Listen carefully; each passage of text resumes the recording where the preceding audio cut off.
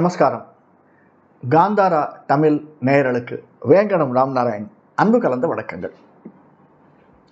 எந்த ஒரு சந்தர்ப்ப சூழ்நிலையும் நம்முடைய சுயமரியாதையை விட்டு கொடுக்காத சிம்மராசி நண்பர்களே, எதிர்வரக்கூடிய 2025 அதாவது மார்கழி மாதம் புதன்கிழமை பிரதமையில் புராட நட்சத்திரத்தில் பிறக்கக்கூடிய 2025 நமக்கு எப்படி இருக்கும்? அதாவது சிம்மராசிக்காரர்களாய நமக்கு ஆயில்யம் பூசம் புனர்பூசம் அடர்ந்த அந்த கடகராசிக்காரர்களை விட மற்ற மேஷ ரிஷப மிதுன ராசிக்காரர்களை விட, இன்னும் சொல்லப்போனால் மற்ற 11 ராசிக்காரர்களை விட நமக்கு ஏற்றம் தரக்கூடியதாக இருக்குமா? மகம் பூரம் உத்திரம் இந்த 3 நட்சத்திரத்தை கொண்டவர்கள் தான் நாம். அதுலேயும் மகமும் பூரமும் 4 பாதங்கள் உடையது நம்முடைய ராசி. அதனால் பொதுவாக நம்ம சிம்ம ராசியை பார்த்துக்கலாம். ஒரு பலன் பார்க்கறதுக்கு முன்னாடி கிரக பொசிஷன்ஸ் பார்த்துக்கலாம். நமக்கு 2, அதாவது கன்னியில் கேது, விருச்சிகத்தில் புதன், தனுசில் சூரியன் சந்திரன், சனி சுக்கிரன், கும்பத்தில், மீனத்தில் ராகு, ரிஷபத்தில் குரு, 12 செவ்வாய். 12 செவ்வாய் இருந்து நம்மை வழிநடத்துகிறார்கள். ஒரு பலன்னு பார்க்கச்சு 2025 எதிர்வரக்கூடிய சனி திசை, சனி பயிற்சி, அடுத்தது ராகு கேது பயிற்சி, குரு பயிற்சி, சூரிய பயிற்சி, இவை அனைத்தையும் மனதில் கொண்டு தான் நம்ம பலன் பார்க்குறோம். சிம்மராசி அப்படின்னா உடனே இப்போ நமக்கு மனசுக்கு என்ன வருதுன்னா, 7ஆம் இடத்தில் இருந்த சனி 8ஆம் இடத்துக்கு போகிறான். அஷ்டமத்துக்கு சனி போகிறாரே, நமக்கு எப்படி இருக்கும்? இருக்கிறதுலையே நீங்கள் சனி அப்படின்னு பார்த்தீங்கன்னா 7ஆம் நாட்டு சனி 3 இடம், அடுத்தது அர்த்தாஷ்டம சனி, பஞ்சம சனி, 6ஆம் இடத்து சனி, அஷ்டமத்து சனி. சார் அப்போ சனி எங்கே தான் இருந்தால் பெட்டராக இருக்கும்? 12 இடத்துல அப்போ 3 இடம் தானா அப்படின்னு அர்த்தம் கிடையாது. நமக்கு ஜாதகத்தில் பேசிக்காக நம்ம பிறந்திருக்கோம் இல்லையா, ஏதோ நாம் கேட்டு எதுவுமே பிறக்கலை, ஏதோ வாங்கி வந்த வரம் அப்படின்வாங்க. அந்த மாதிரி நாம் பிறந்தபோது குரு எங்கே இருக்கார், சனி எங்கே இருக்கார், அடுத்தது நம்ம லக்னாதிபதி சிம்ம லக்னாதிபதி எங்கே இருக்கார், இப்போ நடக்கக்கூடிய மெயினாக தசாநாதன், இப்போ நமக்கு எந்த தசை நடக்கிறது அந்த தசாநாதன் எங்கே இருக்கார், இந்த 4 தான் மெயினாக பார்க்க வேண்டியது. இருந்தாலுமே பொது பலன் அப்படின்னு பார்க்கச்சே நம்ம ராசியை கொண்டு பார்க்கக்கூடியது தான் பலன். சந்திரனை கொண்டு கொஞ்சம் சூரியனையும் குருவையும் கொண்டு பார்க்கக்கூடியது. இப்போது குரு நமக்கு 7, 8, 9, 10ஆம் இடத்துல இருந்த குரு, அதனால் நிச்சயமாக ஒரு சேஞ்சே கொடுத்துருப்பார் சார். கொடுக்கலன்னா கொடுத்துருவார். அதாவது குரு பயிற்சிக்கு முன்னாடி 2025 ஆரம்பத்தில் ரொம்ப கேர்ஃபுல்லாக இருக்கணும். நிச்சயமாக நம்மளுக்கு ஒரு சேஞ்ச் இருக்குது. அது வேலையில் சேஞ்ச் இருக்கலாம், நாம் எதிர்பார்த்த இடத்துக்கு காத்திருக்கு, அதாவது ப்ரமோஷன் வேணும்னு காத்திருக்கலாம். ஒரு ப்ரமோஷனில் வீட்டை விட்டு வெளியே செல்வதற்கு, அதாவது டிரான்ஸ்ஃபரில் நம்ம ப்ரமோஷன் வந்ததுன்னா டிரான்ஸ்ஃபர் வரும், பல பேருக்கு தெரியும். ஒரு ஏரியா மேனேஜராகவோ ஜெனரல் மேனேஜராகவோ வெளியே இடத்துக்கு போகிறதுக்கு, அல்லது நாமே ஒரு கம்பெனி விட்டு கம்பெனி மாறுவதற்கு சான்ஸ் இருக்குது. இப்படியாக நிச்சயமாக சிம்மராசிக்காரர்களாக நமக்கு ஒரு சான்ஸ் இருக்குது. அந்த சான்ஸு நல்லதாக இருக்குது. அதுதான் சில சமயத்தில் கவர்மெண்ட்டில் சொல்லுவாங்க பனிஷ்மெண்ட் ட்ரான்ஸ்ஃபர்னு. அந்த மாதிரி கிடச்சிருதுன்னு வச்சுங்க, நம்ம வீட்டை விட்டு பிரிஞ்சு தனியாக போய் அல்லாடுறதுக்கு. அந்த மாதிரி இருக்கக்கூடியவர்களுக்கு திரும்பி, அதாவது ஆகஸ்ட்லேருந்து 2025 ஆகஸ்ட்டுக்கு அப்புறமா திரும்பி தன்னுடைய குடும்பத்தாரோடு சேர்வதற்கு சான்சஸ் அதிகமாக இருக்குது. அவர்கள் மட்டும் இல்லை சார், இப்போ வெளிநாட்டில் இருக்கான் பையனோ பொண்ணோ, வெளிநாட்டில் இருக்கா, நாம் இங்கே இருக்கோம், அல்லது நாம் வெளிநாட்டில் இருக்கோம், பையன் பொண்ணு இங்கே இருக்காங்கன்னா அவர்கள் சேருவதற்காக சான்சஸும் 2025 நிறைய இருக்குது. அதாவது கூட்டு குடும்பம் நமக்கு. இது மட்டுமல்ல, 3ஆம் இடத்தில் இருக்கக்கூடியது நமக்கு 3ஆம் வீட்டுக்குடையவன் சுக்கிரன். அந்த சுக்கிரனை 5ஆம் பார்வையாக மிதுனத்திலிருந்து குரு பார்க்குறார், குரு பயிற்சிக்கு அப்புறமா. அதனால் நம்முடைய ஃப்ரெண்ட்ஸு ரிலேட்டிவ்ஸ் சேர்வதற்கும் சான்சஸ் இருக்குது. ஆனால் ரிலேட்டிவ்ஸ் சேர்ந்தால் கொஞ்சம் கஷ்டம்தான். அவங்க வேண்டாத வினையை கிளப்பி விட்டுருவாங்க. யாருமே நம்மளுடைய, அதாவது நாம் எவ்வளோ உழைப்பு போடுறோன்னு மற்றவங்களுக்கு தெரியாது சார். நாம் வெளியில் காட்டுறோம் இல்லையா, நம்ம உயர்ந்துட்டோம் அப்படிங்கிறது மட்டும்தான் அவங்களுக்கு தெரியும். அதனால் பொறாமைப்படுபவர்கள் தான் கொஞ்சம் அதிகமாக இருப்பார்கள். விட்டுருங்க, போனால் போகிறாங்க. இதற்கு அடுத்து நாம் பார்க்கக்கூடியது கணவன் மனைவிக்கு இடையே உள்ள உறவு எப்படி இருக்கும். சனி 7லேருந்து கிளம்பிடுறார் சார். சனி இருக்கிற வரைக்கும் கொஞ்சம் சின்ன பிரச்சனைகள் இருந்திருக்கும். என்ன மாதிரி பிரச்சனைகள் இருந்திருக்கும்னா, அதாவது நம்முடைய இந்த சனி பயிற்சி கணவனுக்கு ரிலேட்டிவ்ஸ் அல்லது மனைவிக்கு ரிலேட்டிவ்ஸ் இவங்களுக்கு உள்ள பிரச்சனை இருக்குல்ல, அவங்களால் ஏற்படுத்தப்படக்கூடிய பிரச்சனை இருந்திருக்கும். அந்த பிரச்சனை விலகுவதற்கு சான்சஸ் இருக்கு. ஆனாலும் அஷ்டமத்துக்கு சனி வரைச்சே வேறு மாதிரியான பிரச்சனைகளை செய்வார். எந்த மாதிரி பிரச்சனை பண்ணுவார்? பிஸ்னஸில் இருக்கிறவங்களுக்கு பிஸ்னஸ் சரியாக போகாது. உடனே ஒரு பின்னாடியிருந்து குரல் கேட்குது, இப்போ மட்டும் என்ன சரியாவா போகுது பிஸ்னஸ் அப்படின்னு. நிச்சயமாக இப்போ நல்லா தான் சார் இருக்குது, ஒத்துக்கணும், கொஞ்சம் கொஞ்சம் ஒத்துக்கணும். நாம் வந்து 100 ரூபா பொருளை 145 ரூபா 150 ரூபா விற்கணும்னு நினச்சோம்னா 125 ரூபா விற்றா லாபம் தான். அந்த மாதிரி நமக்கு வரக்கூடிய லாபத்தில் குறையுமே வழியே நஷ்டம் ஏற்படாது. அந்த பிஸ்னஸ் அப்படி தான் இருக்குது. ஏன்னா ரீசன் என்னன்னா, அது குருவனுடைய வீடு சார். சனி என்ன தான் சொன்னாலும் தான் வீட்டிலேருந்து கிளம்பிடுறாரு. தான் வீட்டிலேருந்து கிளம்பி குருவனுடைய வீட்டுக்கு போகிறாரு. அந்த குரு நமக்கு லாபஸ்தானத்தில் உட்காந்துருக்காரு. 10ஆம் வீட்டில் இருக்க குரு லாபஸ்தானம் தான். 11ஆம் வீட்டுக்கு வராரு, அதுவும் லாபஸ்தானம், அது புதனுடைய ஸ்தானம். அதனால் நம்ம சில சொல்லுவாங்க சார், நட்பு பகை தெரிஞ்சவங்க பல பேர் இந்த இதில் பார்த்துட்டு கூகுளில் பார்த்துட்டு மெடிசன் சாப்பிட்ற மாதிரி தான். அந்த மாதிரி செய்யாதீங்க. சார் நட்பு வீடு சார், இது பகை வீடு சார், பகை வீட்டுக்கு வராரு, அப்போ நம்மளுக்கு பகை தானே தருவார். இதெல்லாம் விட்டுருங்க. நல்லது செய்வாரா, நல்லது நடக்குமா அப்படின்னு நம்ம நினைக்கலாம். நிச்சயமாக நல்லது நடக்கும் அப்படி பார்க்கச்சு. அதனால் குரு நல்லது செய்வார், நமக்கு பிஸ்னஸ் ப்ரமோஷன் நல்லா இருக்கும். முக்கியமாக நம்ம மேஜர் ஒரு 4-5 துறை இருக்குது சார். ஆன்மீகம், அரசியல், அடுத்தது சினிமா, அது சின்ன திரையாக இருந்தாலும் பெரிய திரையாக இருந்தாலும் சினிமா. இதற்கு அடுத்து மெடிசின், மருத்துவத்துறை, விவசாயம், அடுத்தது கன்ஸ்ட்ரக்ஷன். இந்த மேஜர் துறைகளை எடுத்து பார்த்தோம்னாலே ஒன்று ஒன்றா பார்க்கலாமே. இப்போது நமக்கு வந்து 7 8ஆம் இடத்தில் இருக்கக்கூடிய ராகு 7ஆம் இடத்துக்கு வர்றார். இந்த ராகு 7ஆம் இடத்துக்கு வரைச்சு கேதுவும் சிம்மத்துக்கு வர. இந்த கேது சிம்மத்துக்கு வரைச்சே திரும்ப முதல் ஒரு 6 மாதம் பிரச்சனை இல்லாமல் இருக்கும் சார். இந்த சனி இருந்ததுனால கொஞ்சம் பிரச்சனை இருந்திருக்கும். இப்போ திரும்பி வேற விதமான பிரச்சனைகள் வரும். வேற விதமான பிரச்சனைகள் அப்படின்னா, கணவனால் மனைவிக்கும் மனைவியால் கணவனுக்கும் சின்ன சின்ன பிரச்சனைகள் வரும். மெயினாக பிரச்சனை வரக்கூடியது செலவினங்கள். அதாவது வீட்டில் ஒய்ஃப் வந்து வேலைக்கு போக மாட்டாங்க, ஆனால் அவங்களுக்கு ஐசைட் ப்ராப்ளமாக இருக்கும், அவங்கள போய் டாக்டர்கிட்ட காட்டணும், இந்த மாதிரியான செலவு.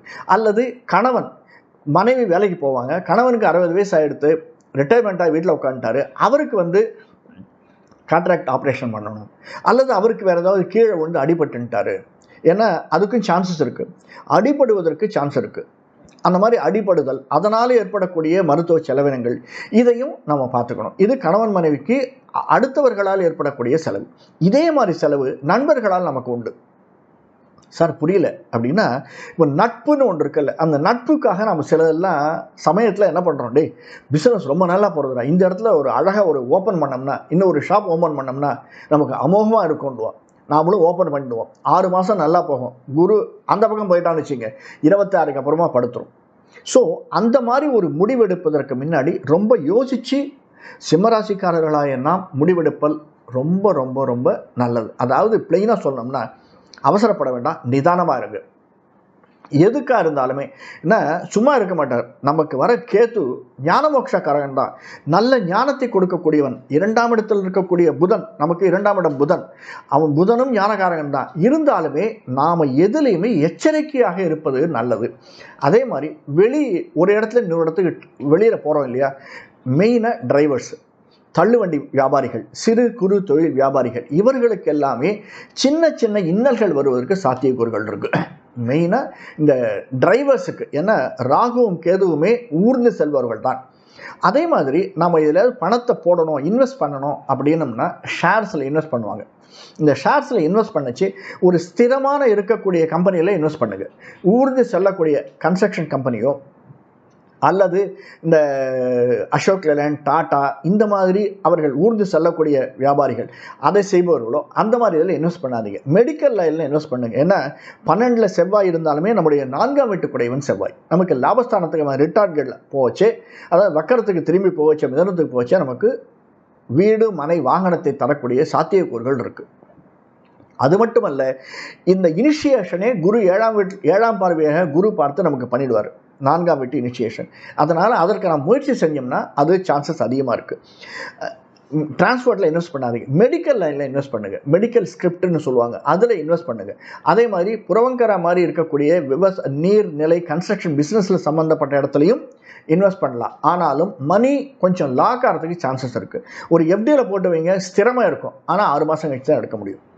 இதெல்லாமே நமக்கு மணி ஃப்ளோ. ஏன்னா 3ஆம் இடத்துக்குரியவன் சுக்கிரன், இந்த சுக்கிரன் வந்து சரியாக இருந்தான்னா உடனே கிடச்சிரும். இல்லைன்னா பிஎஃப் லோன் அப்ளை பண்ணால் கூட, சார் இந்த மாதம் 25ஆம் தேதியோட லாக் ஆகிடுச்சு சார், உங்களுக்கு 2 நாள் தள்ளி வந்துட்டீங்க, நான் நெக்ஸ்ட் மந்த் வந்துடுறேன் அப்படின்னு நம்மளுடைய அந்த பிஎஃப் லோனில் இருக்கிற அதிகாரி நமக்கு சொல்லுவார். இந்த மாதிரி சின்ன சின்ன விஷயங்கள் நம்ம ரொம்ப எதிர்பார்த்து செய்ய வேண்டியது மிக மிக அவசியம். முக்கியமாக கேது தசை, ஏன்னா நாம் ஆரம்பித்தது மகம் பூர முத்திரம், கேது திசையில் ஆரம்பிச்சிருக்கோம், சுக்கிர திசையில் ஆரம்பிச்சிருக்கோம், சூரிய திசையில் ஆரம்பிச்சிருக்கோம். நமக்கு ராகு குரு தசைகள் வருவது அப்படிங்கிறது, இந்த ராகு குரு தசைகள் தசாநாதன் எங்கே இருக்கான்னு பார்த்துக்கணும் சார். சிம்மத்துக்கு அதிபதியான சூரியன் எங்கே இருக்கான், தசாநாதன் இப்போ நம்மளுக்கு எந்த திசை நடக்கிறது, அந்த தசாநாதன் எங்கே இருக்கான், பேசிக்காக நம்முடைய ஜாதகத்தில் குருவும் சனியும் எங்கே இருக்காரு, இந்த 4 பேரும் மெயினாக நல்ல இடத்துல இருந்தாங்க அப்படின்னா நம்ம கவலையே பட வேண்டாம். இல்லை அப்படின்னா ஒரு சில ஆக்ஷன்ஸ் நம்ம எடுத்துக்க வேண்டியது. உதாரணத்துக்கு புது வண்டி 2 வீலர் வாங்குகிறோம் அப்படின்னா 2 வருஷத்துக்கு எந்த விதமான ஸ்பேர் பார்ட்ஸ் அதிகமாக பண்ண வேண்டாம், அதற்காக செலவு பண்ண வேண்டாம். ஒரு 6 வருஷம் 7 வருஷம் ஆயிடுத்து அப்படின்னா அதற்கு செலவு பண்ணி தான் ஆகணும். அந்த மாதிரி சில ஆக்ஷன் ரெக்கையர்னு சொல்லுவாங்க, அதையும் நம்ம எடுத்து தான் ஆகணும். எந்த மாதிரி ஆக்ஷன் எடுக்கணும், இப்போது நம்ம 2-3 துறைகள் பார்த்தோம். அதில் முக்கியமான ஒரு துறை திரைத்துறை. திரைத்துறைனா நமக்கு 8ஆம் வீட்டில் இருக்கக்கூடிய ராகு 7ஆம் வீட்டுக்கு வரான்.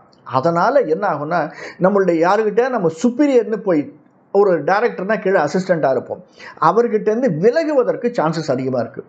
சார் விலகினா பழப்பு போயிடுமே சார் அப்படின்னா நாம் இது வரைக்கும் ஒரு 2 வருஷம் முயற்சி எடுத்து வச்சுருப்போம். இந்த பழப்பு போனாலுமே நமக்கு லாபஸ்தானத்துக்கு குரு வரதுனால நாமளே ஒரு தனியாக நிச்சயமாக ஒரு விலகும் போது 2-3 மாதங்கள் நமக்கு பிரச்சனை தான் இருக்கும். அந்த பிரச்சனையை நம்ம எதிர்கொள்ளத்தான் வேண்டும். ஆனால் அதற்கு பிறகு நமக்கு ஒரு நல்ல எதிர்காலம் அமைவதற்கு 2025 வாய்ப்புகள் அதிகமாக இருக்குது. பிரச்சனை இருக்கிற இடத்துல தான் சார் நல்லதும் இருக்கும், நல்லது இருக்கிற இடத்துல கெட்டதும் இருக்கும். ரெண்டையுமே நாம் எதிர்கொள்ள தயாராக இருக்க வேண்டும். அதற்கு நாம் நம்ம குலதெய்வமோ இஷ்ட தெய்வமோ அல்லது நமக்கு பிடித்த தெய்வங்களையோ வணங்கி வருதல் அப்படிங்கிறது ரொம்ப ரொம்ப ஏற்றது. சிம்மம் அப்படிங்கிற போது சூரியன் நமக்கு தரக்கூடியது, சூரியன் நிலம் வீடு வாகனம் இதையெல்லாம் அமைத்து தரக்கூடியது செவ்வாய், நமக்கு பயனுள்ள லாபஸ்தானத்தில் வழி நடத்தக்கூடிய குரு, எதிரே இருக்கக்கூடிய சனி. இதில் நமக்கு கட்டத்தில் எது சார் பலமாக இருக்குதுன்னு பார்த்துக்கணும். அதில் அவர்களை வணங்கி வருதல் ரொம்ப நல்லது. பேசிக்காக சிம்மம் அப்படின்னு சொல்லச்சு, சிம்மத்துக்கு அதிபதி அப்படின்னுச்சு எல்லா விதத்தையும் நம்ம எதிர்கொள்ளக்கூடியது அப்படின்னா இந்த வேணுகோபாலன் அப்படின்னுவாங்க, கிருஷ்ணன், அதாவது கண்ணன் அப்படின்னு சொல்கிறது கிருஷ்ணாவதாரம். அந்த அவதாரத்தில் கிருஷ்ணன் இருக்கக்கூடிய ஏதாவது கோயிலுக்கு போய் கிருஷ்ணன் கையில் வெண்ணையோடு இருப்பார். அந்த கையில் வெண்ணையோட காளிங்க நர்த்தனம் ஆடிண்டோ அல்லது தனியாவோ அப்படிப்பட்ட கிருஷ்ணனை நீங்கள் வணங்கி வருதல் மிக மிக ஏற்றத்தை தரக்கூடியது. அதற்கடுத்து எனக்கு கிருஷ்ணனை விட வேறு யாராவது சொல்லுங்கன்னா அமர்ந்து இருக்கக்கூடிய அம்பாள், அது தாயாராக இருக்கலாம், பார்வதியாக இருக்கலாம், வேறு ஒரு அம்மனாக இருக்கலாம், எந்த அம்மன், செல்லியம்மனாக இருக்கலாம், எந்த அம்மனை, துர்கையாக இருக்கலாம். அம்மன் அமர்ந்து இருக்கக்கூடிய அம்மன், நின்று இருக்கக்கூடிய அம்மன் இல்லை, அமர்ந்து இருக்கக்கூடிய அம்மனை நாம் சென்று சண்டே, அதாவது மார்னிங்னா 6 to 7, ஈவினிங்னா 7 to 8 விளக்கேற்றி வழக்கி வருதல் ரொம்ப அவசியம் சார். எந்த விளக்கு வேணாலும் ஏற்றலாம் சார். ஏன்னா சனி சில பேர் நெய் விளக்கு ஏற்றணுமா, எண்ணெயில் விளக்கு ஏற்றணுமா, எந்த விளக்கு ஏற்றினாலும் சூரியன் என்பவன் ஒளி, அந்த ஒளியை நாம் பெற வேண்டும், அவ்வளோதான். அதனால் விளக்கேற்றி வருதல் மிக மிக அவசியம். எப்போது சண்டேஸில் ஈவினிங் 7 to 8 அமர்ந்த அம்மன் கோவிலுக்கு சென்று விளக்கேற்றி, கோவிலுக்குன்னு போனாலே ஒரு 10 நிமிஷம் 15 நிமிஷம் அங்கே உட்காந்துருங்க. ஒரு அரை மணி நேரமே சொல்லுவேன். ஏன்னா அரை மணி நேரம் என்பது ஒரு நாழிகை பொழுது, கிட்டத்தட்ட 24 நிமிஷம் இருக்கணும்னு சொல்கிறாங்க. 1 மணி 2.5 நாழிகை, 1 மணி 24 நிமிஷம் அந்த கோயிலில் இருக்கிறோம். ஒரு நாழிகைனா பல விஷயங்கள் இருக்குது.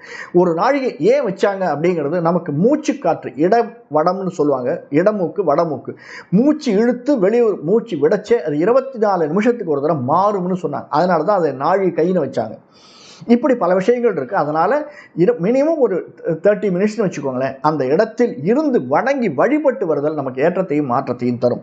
இதற்கடுத்து கொஞ்சம் ஹெல்த்தை பார்த்துக்கோங்க. ஹெல்த் அப்படிங்கிறது தலை சுற்றல் வருவதற்கு, ஏன்னா சூரியன் அந்த இடத்துல ராகு கேது வரைச்சே சும்மா இருக்க மாட்டான், ஐசைட்டு கொஞ்சம் ப்ராப்ளம் ஆகிறதுக்கு சான்சஸ் இருக்குது. இடுப்பு வலி வருவதற்கு, லாங் டிஸ்டன்ஸ் ட்ராவல் பண்ணுறவங்க, இடுப்பு டிரைவர்ஸ், அதே மாதிரி தள்ளுவண்டி வியாபாரிகள், சிறு குறு வியாபாரிகள், அவர்களுக்கு இடுப்பு வலி வருவதற்கு சாத்தியக்கூறுகள் அதிகமாக இருக்குது.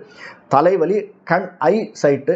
அடுத்தது இது பாதத்தை ஆணி இருப்பவர்கள், பாதம் சம்பந்தப்பட்டது, அவர்கள் கொஞ்சம் கேர்ஃபுல்லாக இருக்கிறது. இங்கே இடிச்சுட்டா அவ்வளோ சீக்கிரம் ஆறாது, நகம் பெயர்வதற்கும் ரத்தம் நாம் பார்ப்பதற்கும் சாத்தியக்கூறுகள் இருக்குது. இதெல்லாம் நாம் முதல்ல சொன்ன மாதிரி கடவுளை சென்று வழிபடுதல் நமக்கு ஏற்றத்தை தரும், மாற்றத்தை தரும். அது மட்டுமல்ல, நம்முடைய வாழ்க்கையில் முன்னேற்றம் வேணும் அப்படின்னா, வெளிநாடு போகணும் அப்படின்னா, பிஸ்னஸில் இம்ப்ரூவ்மெண்ட் வேணும் அப்படின்னா சில விஷயங்களை நம்ம செஞ்சு தான் ஆகணும். பார்ட்னர்ஷிப் பிஸ்னஸ்னால் அடுத்தவனை அக்செப்ட் பண்ணிட்டு தான் போய் ஆகணும் இல்லையா? ஒரு எம்எல்ஏக்கு பிஏவாக இருக்கோன்னா எம்எல்ஏவை அக்செப்ட் பண்ணிட்டு தான் போகணும், வேறு வழியே இல்லை. அந்த மாதிரி நல்ல செயல்களை செய்து வந்தோமையானால் 2025 என்பது நமக்கு நிச்சயமாக சிம்மராசிக்காரர்களாய நமக்கு மகம் பூரம் உத்தர நட்சத்திரக்காரர்களுக்கு ஏற்றத்தையும் மாற்றத்தையும் சரும் என்பதில் சிறிதும் சந்தேகமில்லை. வேறொரு காணொளியில் சந்திப்போம். நன்றி, வணக்கம்.